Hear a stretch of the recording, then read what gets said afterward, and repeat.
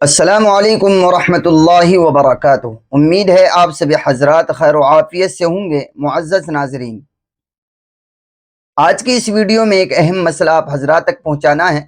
مسئلہ یہ ہے کہ قربانی کرنا کس مسلمان پر ضروری ہے، یعنی کس کے لیے شریعت نے قربانی کرنے کو ضروری قرار دیا ہے۔ ایک تو یہ ہے کہ آدمی اپنی مرضی سے کر لے، وہ ٹھیک ہے، لیکن ایک یہ ہے کہ شریعت بھی اس کے لیے ضروری اور لازمی قرار دے رہی ہو کہ تجھے قربانی کرنی ہی پڑے گی، اگر نہیں کرے گا تو وہ شریعت کی نظر میں گنہگار ہوگا اور اللہ کے یہاں اس کو جواب دینا ہوگا۔ ایسا کون آدمی ہے، کون مسلمان ہے؟ تو اس کو سمجھنے کے لیے آپ سے گزارش یہ ہے کہ آپ اس ویڈیو کو پورا دیکھیے اور اپنے دوست و احباب میں اس کو شیئر بھی کیجئے گا اور اچھے سے سمجھنے کی کوشش کیجئے گا۔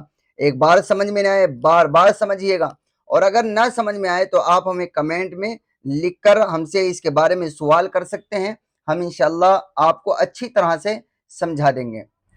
دیکھیے، جس انسان کے پاس میں 52.5 تولہ چاندی ہو، یہ 52.5 تولہ چاندی تو نہیں ہے، لیکن اس کے پاس میں اس کی بنیادی ضرورتوں کو یا اس کے اوپر اگر کوئی قرضہ ہے اس کو ہٹا کر اس کے پاس میں اتنا مال موجود ہے جس کو بیچ کر وہ 52.5 تولہ چاندی خرید سکتا ہے، تو وہ انسان شریعت کی نظر میں مالدار ہے۔ اور جب وہ شریعت کی نظر میں مالدار ہو گیا تو اب شریعت کہتی ہے کہ تیرے اوپر قربانی کرنا ضروری ہے، تجھے قربانی کرنی پڑے گی۔ اور جس انسان کے پاس میں اتنا نہیں ہے، یعنی نہ تو اس کے پاس میں 52.5 تولہ چاندی ہے اور نہ ہی اتنا مال ہے کہ جس کو بیچ کر وہ 52.5 تولہ چاندی خرید لے، پیسہ وغیرہ اتنا نہیں ہے، تو اب یہ آدمی شریعت کی نظر میں مالدار نہیں ہے بلکہ غریب ہے۔